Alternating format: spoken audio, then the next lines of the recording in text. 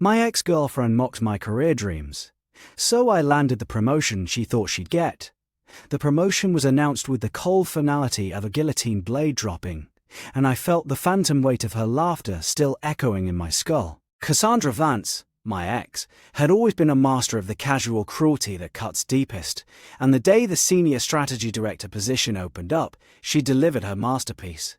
We were standing by the sleek chrome coffee machine, the same one she'd once called the only thing in this building with any real bite. She'd turned to me, her smile as sharp and polished as the diamond studs in her ears, and said, "Oh, Elias, don't even think about it. We both know you're not director material. You're a numbers guy, a backroom analyst. Know your place. This job has my name written all over it." Her words were meant to be a cage, a dismissal of every late night I'd spent, every complex model I'd built, every ounce of ambition I'd tried to nurture. She saw my dreams not as aspirations, but as delusions, a child's scribble on the pristine canvas of her legacy. For a week, the office air was thick with the unspoken assumption: Cassie was Marcus Sterling's protégée, the daughter of a family friend, the one who glided through open-plan spaces in designer heels and left a trail of expensive perfume and favorable impressions. I was Elias Thorne, the kid from the suburbs, who'd clawed his way in on a scholarship and a stubborn refusal to quit.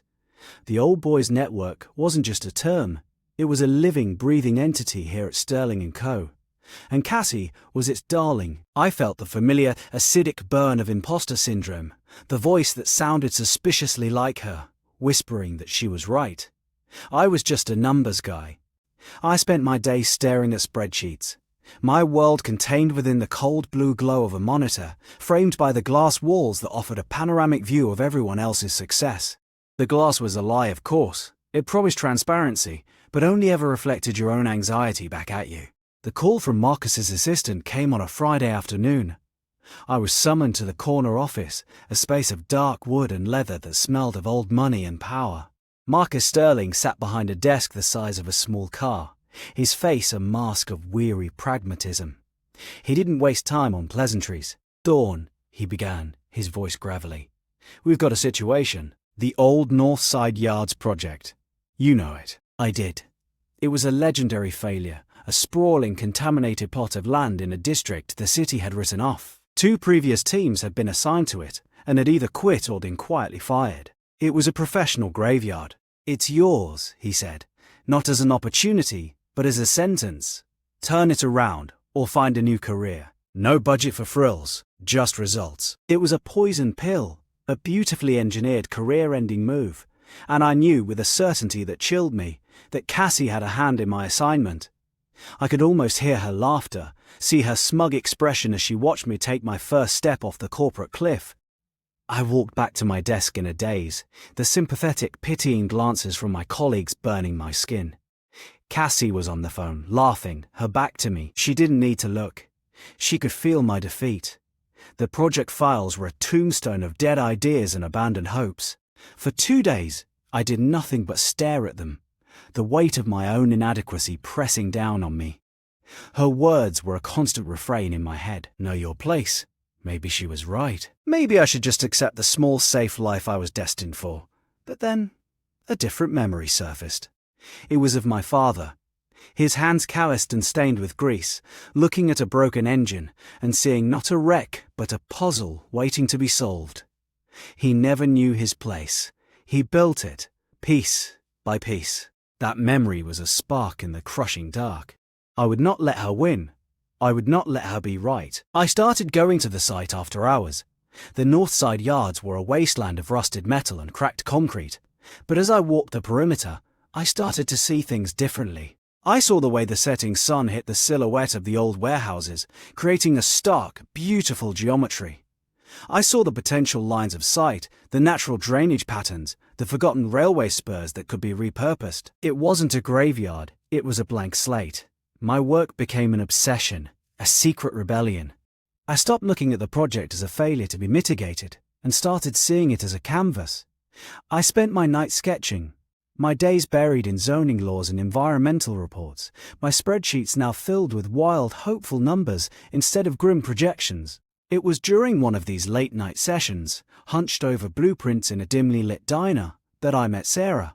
She was a freelance architect, her portfolio spread out next to my chaos. She had sharp, intelligent eyes and a way of listening that made you feel like your ideas were the most important thing in the world. She glanced at my sketches, not with the polite dismissal I was used to from Cassie's circle, but with genuine curiosity. "This is good," she said, tapping a line I'd drawn. "You're not trying to dominate the space, you're trying to converse with it." She didn't know about Cassie, about the promotion, about the poison pill. She only saw the work. For the first time in years, I felt the validation of my ideas, not as a desperate plea for approval, but as a shared vision. She became my quiet ally, my sounding board, the warmth in the cold, corporate world I was fighting to escape. Meanwhile, Cassie's campaign of attrition began in earnest. My primary project, a stable, high-value downtown acquisition, started to hit inexplicable snags. A key client grew suddenly cold. A crucial data packet went missing. It was subtle, deniable, the kind of professional death by 1,000 cuts she excelled at. I felt the old panic rising, the instinct to retreat. But Sarah's voice was in my head now too. Focus on the work. I dug deeper. I found the discrepancy in the client's communication logs, a forged email thread, designed to sow doubt. Instead of going to Marcus with a complaint, a move that would have looked weak and accusatory, I spent a weekend rerunning every single financial model for the acquisition. I found a hidden contingency, a secondary market angle the original team had missed. On Monday morning, I walked into the weekly strategy meeting and presented my revised, stronger proposal, seamlessly integrating the new data. I didn't mention the sabotage, I just presented a better solution. The mid-level manager, a sharp woman named Anya, who had always been quietly skeptical of Cassie's polished surface, watched the exchange with keen interest. I saw her make a note. I knew she would report the anomaly to Marcus. The first crack in Cassie's armor wasn't made by a shout, but by a quiet, superior piece of work. My focus on the Northside Yards became my sanctuary. I poured everything into it, fueled by a cold, simmering rage and the creative spark Sarah had helped ignite. The turning point came on a rainy Tuesday. I was at the site, the mud sucking at my cheap leather shoes, when I saw it. A city planning notice, tacked to a chain-link fence, almost obscured by grime. It was a preliminary proposal for a new light rail transit hub. It was years away, speculative, but the proposed route ran directly through the heart of the yards. My heart hammered against my ribs. The poison pill wasn't a failure. It was the future. The land wasn't contaminated. It was strategic. I wasn't just developing a property. I was positioning the company at the nexus of the city's growth. I spent the next 48 hours in a feverish blur, tearing down my old models and rebuilding them from the ground up.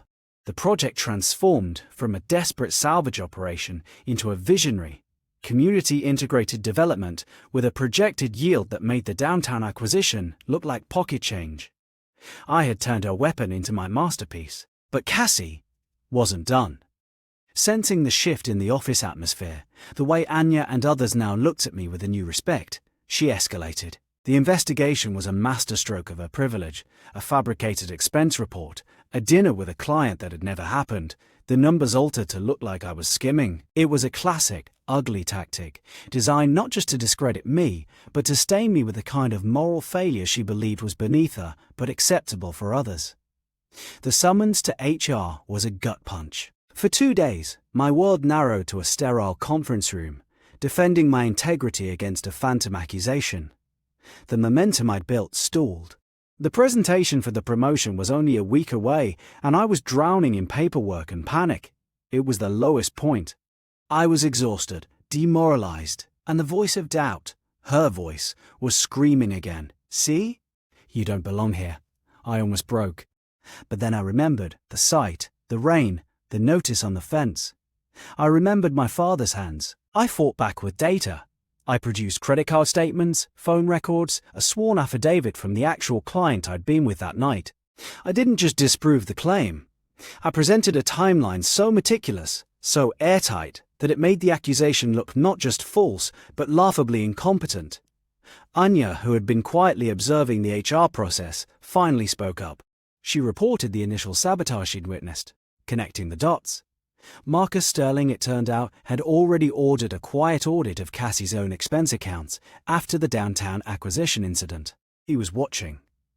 The false claim didn't end me, it exposed her. The final board presentation was no longer just about a promotion. It was a trial by fire. The boardroom was an arena of glass and steel, the city skyline a silent judging jury. Cassie went first. She was flawless, her presentation a symphony of safe, expensive acquisitions and aggressive buyouts. It was a plan built on money and connections, a testament to her network. It was also utterly devoid of vision. Then it was my turn. I walked to the podium, my heart a steady, calm drum. I didn't look at Cassie. I looked at the board. I started with the Northside Yards, the project everyone had written off. I showed them the transit hub data, the community integration models, the staggering ROI. I didn't present it as a recovery of a failure, but as a discovery of a hidden gem. Then, I addressed Cassie's plan. I didn't attack her. I simply presented a slide of her budget, overlaid with my data. The numbers here are sound, I said, my voice even, but they assume a stagnant market. My model accounts for the trans expansion, which will increase property values in these zones by 40% within 3 years. Her plan buys into a peak. My plan builds the future. I had used her own logic, her own data, to show the flaw in her thinking. It was a surgical strike, not a bomb. The board members leaned forward, their interest genuine. Cassie's composure finally cracked. "He's lying," she snapped, her voice sharp and ugly, pointing a perfectly manicured finger at me. "He's a fraud. This is a fantasy." In that moment, her polished image shattered, replaced by a raw, desperate fury. The board saw it. They saw the truth. Marcus Sterling called me into his office the next morning, the corner office. He didn't sit behind his desk. He stood by the window, looking out at the same skyline I'd seen from my old, glass-walled cubicle. "The job is yours, Thorne," he said, turning to face me. His eyes held a grudging respect. "I knew about the expense report and the client leak. You kept your head down and did the work. That's what this company needs." He offered me his hand. I shook it. It was a simple, powerful gesture that sealed my victory. I walked out of his office, a senior strategy director. I passed Cassie's desk. It was already half cleared, a monument to a collapsed legacy. She looked up, her face pale, her eyes burning with a hatred so pure it was almost pathetic. "This isn't over," she hissed. The last weak weapon of a defeated opponent. I didn't stop. I didn't even look at her. I just kept walking, my steps echoing in a sudden, profound silence. Her words had no power anymore. They were just noise fading behind me. Later, I stood in my new office. It was larger, the glass walls, offering a different, more commanding perspective. My phone buzzed. It was my father. "Just wanted to hear your voice," he said. "How's work?" I smiled, a real, unburdened smile. "It's good, Dad," I said, looking out at the sprawling city. I made it. I wasn't looking for her old parking spot. I was looking at the horizon. That evening, I met Sarah at our usual diner. We sat in a booth, the smell of coffee and old vinyl filling the air. I was relaxed, the tension finally gone from my shoulders. I wasn't chasing anything anymore. As we talked, a taxi screeched to a halt outside. Cassie Vance stormed out, her face contorted in a silent scream of rage, a single, expensive cardboard box clutched in her arms. She was finally facing the consequences of a life built on arrogance and cruelty. I turned back to Sarah, to the warmth of the booth, to the quiet, solid ground of a success that was entirely my own. The first week in the new office was a lesson in acoustics. The silence was different here, heavier, more profound. It wasn't the silence of an empty room, but the silence of a held breath. The whispers that followed me down the hall were no longer of pity, but of a new, sharper variety. Speculation, envy, fear. I was no longer Elias Thorne, the quiet analyst from the back room. I was the man who had dethroned Cassandra Vance. The glass walls of my corner office, once a symbol of my own transparent anxiety, now framed the kingdom I had supposedly conquered. I could see the entire floor, a sprawling chessboard of ambition, and I was suddenly the king. My first major directive from Marcus was to staff the Northside Yards project. The board had approved the initial capital, A staggering sum that made the project terrifyingly real. The old team, the ones who had watched me get the assignment like a death sentence, now approached my desk with a nervous energy. They were my team now. I called a meeting in the small conference room adjacent to my office, the one with the frosted glass walls that offered privacy without true opacity. I laid out the preliminary plans, the transit hub data, the community integration models Sarah and I had sketched out. I spoke with a passion I hadn't known I possessed, my voice filling the sterile space. When I finished, there was a moment of stunned silence. Then Anya, the mid-level manager who had quietly tipped the scales in my favor, spoke. "It's ambitious," she said, her tone neutral but her eyes sharp with interest. "It's also the first real idea I've heard for that plot in a decade." The others nodded slowly. The fear in the room began to transmute into something else, something I hadn't felt in that office before. Momentum. The victory, however, felt fragile. Cassie's absence was a wound in the office ecosystem. She had been the sun around which so many orbits revolved. Now, a vacuum had formed, and the corporate debris was still settling.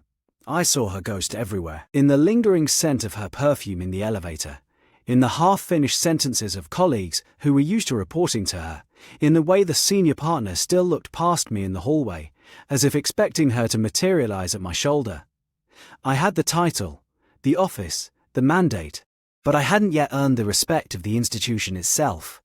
I was an anomaly, a statistical improbability that the system hadn't yet figured out how to process. I decided to tackle the most immediate source of friction, the budget.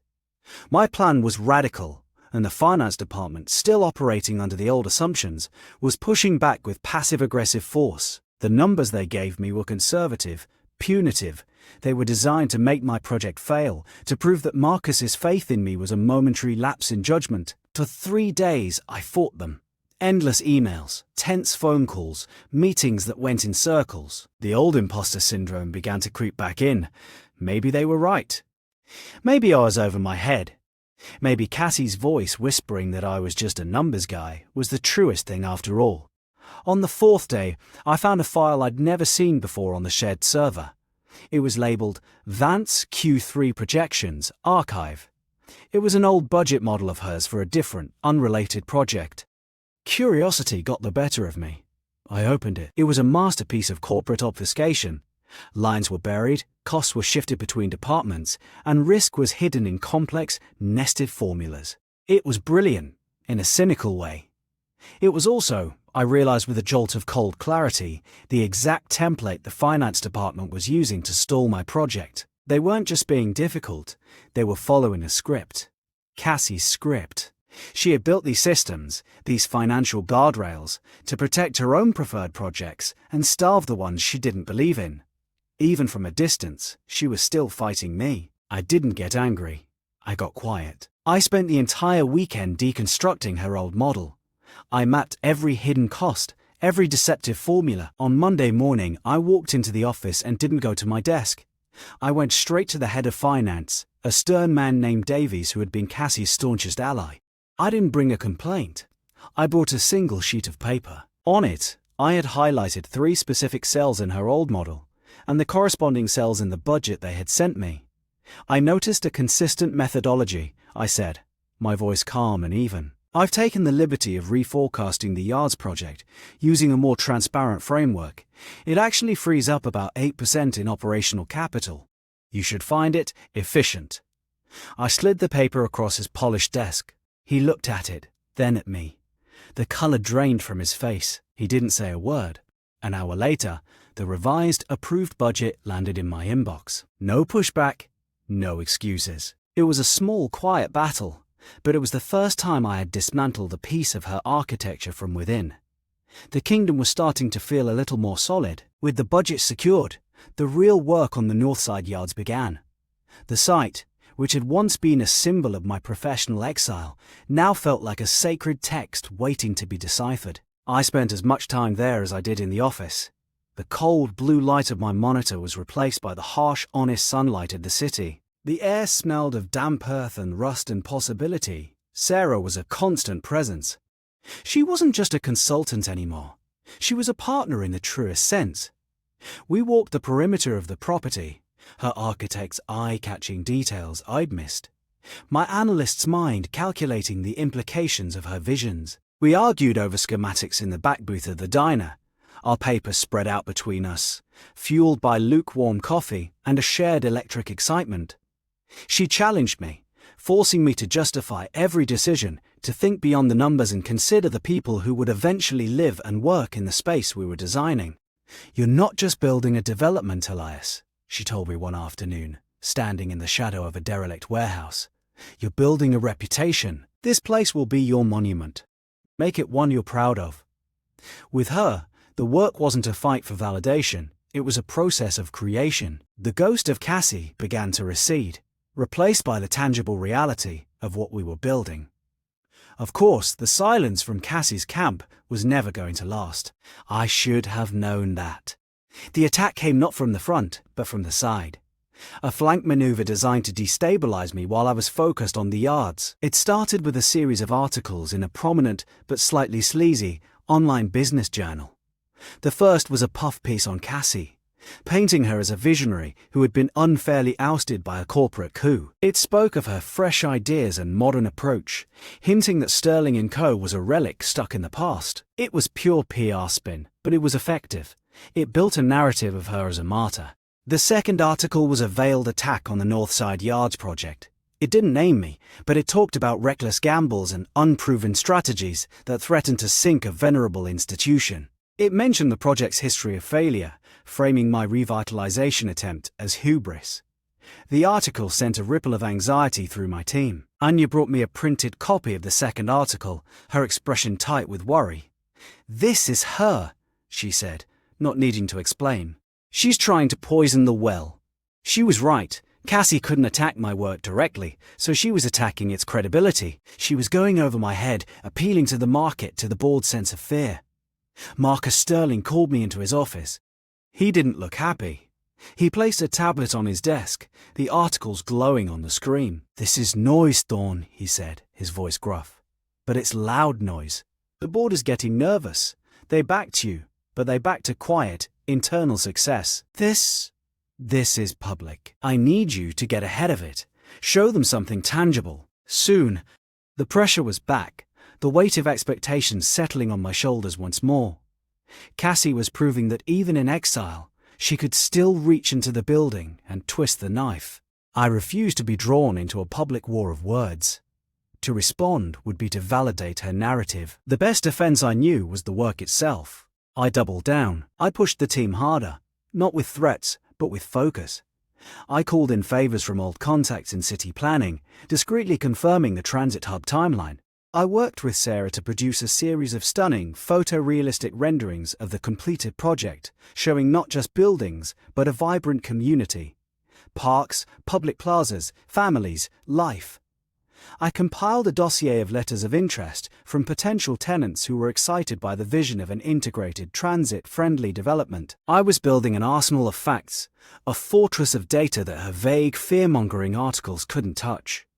The turning point came during a site visit, with a potential anchor tenant, a tech company known for its progressive campus culture. Their CEO, a sharp woman named Elena Rostova, was skeptical at first. She'd read the articles. She saw the mud and the rust, but as I walked her through the site, I didn't just talk about square footage and lease rates. I talked about the flow of natural light, the acoustic engineering of the warehouses we plan to convert, the community garden plots, the direct subway access. I showed her Sarah's renderings on a tablet, the warm, human-centric design coming to life. I didn't sell her a building. I sold her a future. Halfway through the tour, she stopped, looked around at the derelict space, and then looked at me. "You know," she said, a slow smile spreading across her face. "The press said you were a gambler, but this looks like the most solid bet I've seen in years."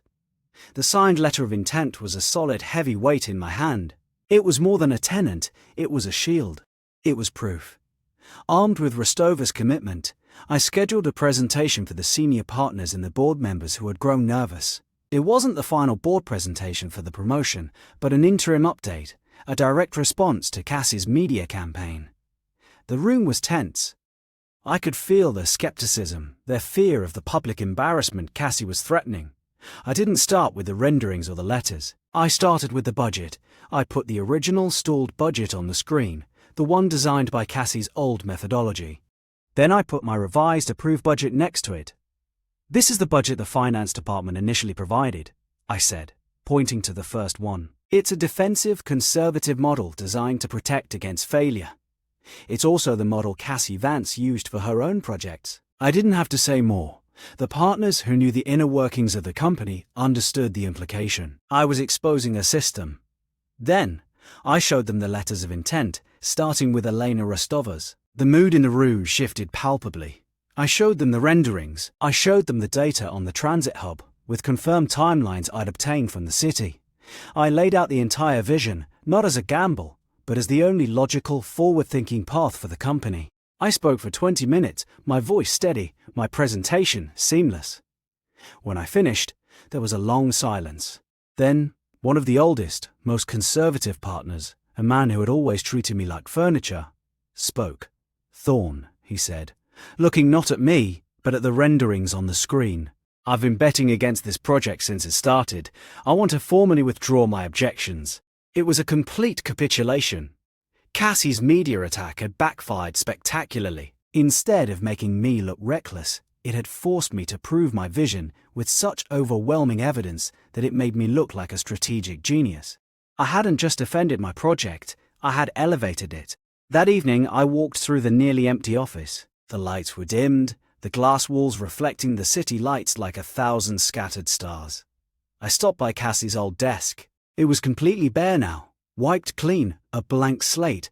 A cleaning crew was vacuuming nearby, the drone of the machine filling the silence. I felt a strange sense of nothing. There was no surge of triumph, no bitter satisfaction. The anger that had fueled me for so long had finally burned itself out, leaving behind only a quiet, calm certainty. I didn't need to defeat her anymore. I had simply outgrown the arena where we fought. My world was no longer defined by her dismissal or her approval. It was defined by the steel and glass and concrete of the future I was building. I turned and walked away, leaving the empty desk and the ghost of my past behind me in the encroaching dark. The real work was just beginning. The first concrete pour for the Northside Yards was scheduled for dawn, a logistical ballet of trucks and cranes that I had orchestrated over months of sleepless nights. I stood on the periphery of the site at 5 a.m., the air biting with a late autumn chill, watching the first trucks rumble through the gates. The site was no longer a wasteland. It was a hive of organized activity. Floodlights carved the darkness into stark pools of light and shadow, illuminating the skeletal frames of the future structures. This was the moment the project transitioned from blueprint to reality, a point of no return. My phone buzzed in my pocket. It was a text from Sarah, watching from the diner window. "It's beautiful. It's real." A small, genuine smile touched my lips. This victory was ours, a shared creation born from late-night coffee, and a mutual belief in seeing potential where others saw ruin. The first week of construction was a test of nerve. Every minor delay, every supply hiccup, felt magnified, a potential crack in the foundation of my credibility. I spent my days at the site, my nights in the office reconciling real-time data with my projections. The team was responding to the pressure. Anya had become a formidable project manager, her quiet efficiency now a driving force. The initial skepticism from the partners had evaporated, replaced by a cautious curiosity. They were watching, waiting to see if the visionary plan would survive contact with the messy reality of dirt and steel. I could feel their eyes on me from the glass-wall boardroom where they held their meetings, a silent, collective judgment. The pressure was immense, but it was a clean pressure, the pressure of execution, not of politics. Cassie's shadow had finally receded, a fading nightmare in the bright light of day. Then, the first real crisis hit. It wasn't a financial problem or a structural flaw, it was a human one. A protest. A small group of local residents, armed with handmade signs and a deep-seated distrust of developers, had gathered at the site entrance. They were blocking the access road. The news was on my desk within minutes, a live feed from the local TV station. The reporter's voice was laced with the familiar narrative of corporate greed versus community rights. The protest wasn't large, but it was vocal, and the optics were terrible. For a company that prided itself on seamless execution, a public blockade was a PR nightmare. My phone started ringing. Marcus Sterling's assistant, then a board member, then a journalist from the same sleazy online journal that had published Cassie's puff pieces. The questions were all the same. Is this the community integration you promised? Are you forcing your will on the neighborhood? I drove to the site immediately. The scene was tense. A line of police officers stood between the protesters and the construction crew, who were idling by their machines looking uncertain. I parked my car and walked toward the crowd, my hands visible, my posture open. I wasn't a suit from a corner office today. I was in jeans and a work jacket, the same clothes I wore on site every day. A woman with a megaphone, her face etched with years of fighting battles like this, stepped forward. "We don't want your glass towers," she shouted. Her voice amplified and distorted. "You're just pushing us out, pricing us out, like all the others." I didn't try to shout over her. I waited for her to finish. "My name is Elias Thorne," I said, my voice carrying in the sudden quiet. "I'm the director of this project. I'm not here to argue. I'm here to listen." For the next hour I stood there, in the mud and the cold, and I listened. I heard about the rising rents in the surrounding blocks, the fear of being displaced, the broken promises of past developers. I didn't make excuses. I didn't point to my community garden plans or my affordable housing quotas. I just listened. Finally, I asked for the leader, the woman with the megaphone, to come to a meeting. "Not in my office," I said. "Here, tomorrow. Show us your concerns on the ground. We'll walk the site together. We'll talk." It was a gamble. By inviting them in, I was giving them a platform, but it was also the only way to prove my intentions were real. The next day, the protest was smaller. The woman, whose name was Elena, was there with a few others. I met them at the gate, just me and Anya. We spent the next 3 hours walking the perimeter of the construction. I showed them the plans, not the glossy renderings, but the raw blueprints. I pointed to the designated affordable housing blocks, the locations for the community center, the public park that would be open to everyone, not just residents. I listened as Elena pointed out a section of the plan that would cut off an old footpath used by her elderly neighbor. It was a minor detail, a line on a map I hadn't considered. "We can change that," I said, pulling out my phone and calling the lead architect. "We can shift the building's footprint by 3 meters. It will cost us, but it's the right thing to do." The meeting ended not with a resolution, but with a truce. Elena was skeptical, but she wasn't hostile. "We'll be watching," she said, a promise and a threat. Every single day, as they left, Anya looked at me. "That was risky," she said. "You just gave them ammunition." "I gave them respect," I replied. "And in return, I might have just turned my biggest critics into my strongest advocates." I was learning that the real battle wasn't against Cassie's ghost or the board's doubts. It was against the cynicism she had helped cultivate in this place, the belief that success could only be achieved by ignoring the people you built for. The protest incident, and my response to it, became the new office gossip. The partners were intrigued. They saw a new kind of strategy, one that wasn't about aggressive acquisition, but about genuine integration. It was a risk, but it was a calculated one. And it was paying off in a currency they understood: public perception. I was no longer just the analyst who got lucky.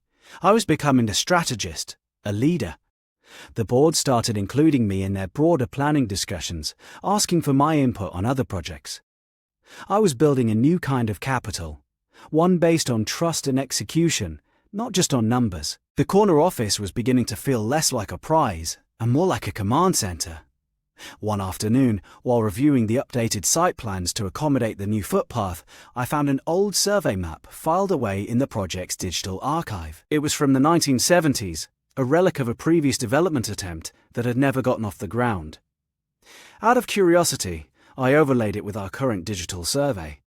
There, almost invisible, was a faint line. A water main. A massive, high-capacity main that the city had decommissioned decades ago, but had never officially removed from the grid. It ran directly under the planned location of our central plaza. It was a potential disaster, a buried liability that could halt construction for months if discovered by city inspectors. My blood ran cold. This was the kind of thing that could sink a project, the kind of oversight that would get a director fired. My first instinct was panic. My second was to call Sarah. I sent her the map. Her response was immediate. "That's not a liability, that's an asset." She called me a minute later. "Elias, think about it. A decommissioned main of that size, The infrastructure is already there. We can't build over it, but we can build into it. We can repurpose it. A subterranean public space, a gallery, a unique feature. It's a hidden gem, just like the transit hub. Her vision was immediate and brilliant. It was a perfect example of turning a problem into an opportunity. Instead of hiding the discovery, I decided to make it a centerpiece of the next phase. I presented the finding to the board, framing it not as a crisis, but as a discovery. I showed them the historical map, then Sarah's conceptual sketches for the subterranean space. We've uncovered a piece of the city's history, I explained, and we have the chance to preserve it, to make it a part of our community's future. It will require a budget adjustment, but the unique character it will give the project is incalculable. The board was fascinated. They saw the marketing potential, the story behind the steel and glass. They approved the additional funding unanimously. I had turned a potential career-ending mistake into a defining triumph. The project was no longer just a development, it was a narrative, a living story. The day the subterranean space was excavated, I was there. The workers broke through the final layer of soil and rock, revealing the massive, arched brickwork of the old water main. It was magnificent, a cathedral of industry hidden beneath the earth. Elena and a group of her neighbors were there too, watching from a safe distance. I walked over to her. "It's a piece of our history," she said, her voice soft with awe. "We didn't even know it was there. We're going to make sure everyone knows," I replied, "and that it's a part of this place forever." For the first time, she smiled at me. It wasn't a smile of forgiveness, but of understanding. A bridge had been built, not with concrete, but with respect. That evening I received a call from Marcus Sterling. "The board is impressed, Thorne," he said, his voice lacking its usual gravelly edge. "Very impressed. They're talking about you for a seat on the executive committee. This project, it's more than we expected. It's changing the culture of the company." The words hung in the air. An executive committee seat. It was a level of power I had never dared to imagine. A position far beyond the senior strategy director role I had fought so hard for. It was a testament to how far I had come. "Thank you, Marcus," I said, my voice steady. "I'm just doing the work." "That's exactly why you're getting it," he replied. "Keep doing it." I hung up the phone and looked out my office window. The city lights twinkled below, a vast, sprawling network of lives and ambitions. I thought of Cassie, of her designer watch, and her sharp-cutting words. I thought of her belief that success was a birthright, something to be taken. She had been so wrong. Success wasn't a destination you arrived at. It was a process you lived. It was in the concrete pour, in the difficult conversation, in the discovery of a hidden water main. It was in the quiet moments of creation, not the loud moments of conquest. My phone buzzed again. It was a text from Sarah. "Dinah. Your booth. I have pie." I smiled. A real unburdened smile. The work was done for the day. It was time to go home. The pie was apple, warm and flaky, the perfect antidote to the cold steel of the boardroom and the lingering chill of the excavation site. Sarah watched me take a bite, her expression a mixture of amusement and pride. "You have that look," she said, stirring her coffee. "The I just solved a problem that could have been a disaster look." I saw the newsfeed from the site. The subterranean space is incredible. "It was almost a disaster," I admitted, pushing a crumb around my plate. For a moment I saw the old me panicking, seeing only the liability, the potential for failure, the voice that told me I didn't belong. I looked up at her, but then I remembered you, on the phone, seeing the potential. "You didn't see a problem, you saw a space." "That's what we do," she said simply. "We see what's there, not just what's broken." "You're getting better at that." The diner was a bubble of warmth and normalcy against the backdrop of my rapidly changing life. The board's offer of an executive committee seat hung in the air, a silent, monumental shift in my trajectory. It was a validation far deeper than the promotion I had originally fought for. That promotion was about beating Cassie. This was about something else entirely. It was about the work. We talked for another hour. Not about Sterling & Co., but about her new project, a renovation of an old library, and my father's latest attempt to rebuild a classic car engine in his garage. It was easy, uncomplicated. The tension that had been my constant companion for years was finally gone, replaced by a quiet, solid sense of self. The following week was a blur of transition, The Northside Yards project was now on a self-sustaining trajectory, the team led by Anya, with a fierce competence that made my presence less critical. My focus shifted to the broader strategic vision of the company, a task that involved long meetings with the other senior partners, reviewing portfolios and charting a course for the next decade. It was complex, demanding work, but it felt right. I was no longer an outsider looking in. I was one of the architects of the firm's future. The old boys network still existed, a subtle undercurrent of familiarity and shared history among the partners, but I was no longer fighting it. I was navigating it, using my own metrics and my own logic to carve out a new space within it. One afternoon, I was walking through the main atrium, heading to a meeting with Marcus when I saw her. It was the first time I had seen Cassandra Vance since the day I walked past her empty desk. She was standing near the entrance, not in her usual designer heels and tailored suit, but in a simple dark dress.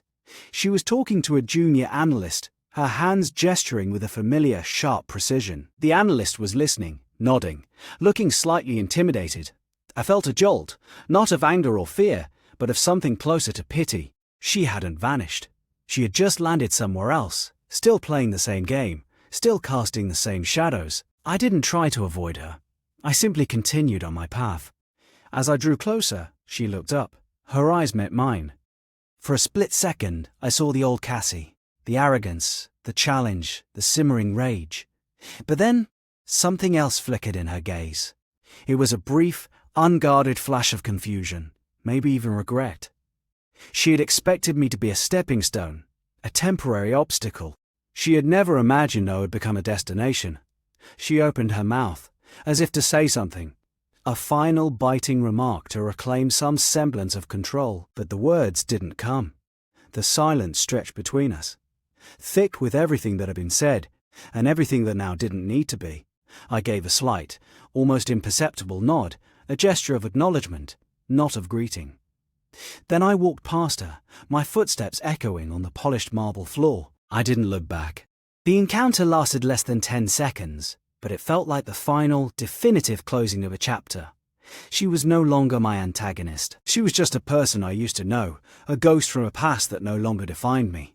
The meeting with Marcus was brief. He had the official paperwork for the executive committee. He laid it on his desk, the dark wood, a stark contrast to the crisp white paper. "This is yours, Elias," he said, leaning back in his chair. "The board voted this morning. It was unanimous." He paused, looking at me with an appraising gaze. "You know, when I gave you the Northside Yards, I was hoping you'd fail quietly. It was the path of least resistance. Cassie had her allies, and you were an unknown variable. I thought it would be easier to manage the fallout from your failure than to deal with the political fallout of her not getting the promotion." I listened, unsurprised by his candor. It was the cold, pragmatic calculus I had come to expect from him. "But you didn't fail," he continued. "You took a problem that had buried 2 other teams and turned it into the company's most valuable asset, not just financially, but culturally. You changed the way we think about development. You changed the way the board thinks about leadership." He picked up the pen from his desk, a heavy silver thing, and tapped it once on the contract. "I was wrong about you, Thorne, and I've never been happier to be wrong." "Thank you, Marcus," I said, my voice even. "I appreciate the opportunity." "It's not an opportunity," he corrected, a rare thin smile touching his lips. "You've already earned it. The work is done. Now you just have to sign the paper." I took the pen. The weight of it felt significant, a symbol of the responsibility I was accepting. I signed my name at the bottom of the page, the ink a dark, permanent line. Elias Thorne. The name that had once been a source of insecurity, a reminder of my humble origins, now felt like an anchor, a statement of fact. My first day as a member of the executive committee was a Monday. My office was the same, but my perspective had changed. The view from the corner office was no longer just a panorama of the city, it was a map of the company's future, a territory I now helped to govern. I spent the morning in a meeting with the heads of acquisitions and marketing, discussing the integration of the Northside Yards project into the company's public portfolio. The stories were already being written, not by the sleazy online journals, but by reputable business publications. They called me a visionary, a turnaround artist. The words felt foreign, like a suit that didn't quite fit. I was just a numbers guy who had learned to see the whole picture. That afternoon, I received an email from the city's transit authority. It was a formal confirmation. The light rail expansion was being fast-tracked. The Northside Yards hub was now a cornerstone of the city's infrastructure plan. The project's value had just tripled overnight. I forwarded the email to the board, a simple one-line message, as projected. I left the office early. The sun was setting, casting a golden glow over the city. I didn't go to the diner. Instead, I drove to the Northside Yards. The construction was in full swing, a symphony of machinery in progress. The old warehouses were being stripped and reinforced, their brick facades being restored.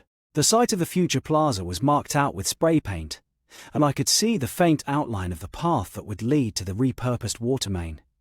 People were already using the new footpath Elena had fought for, a small but significant sign that the community was beginning to embrace the change.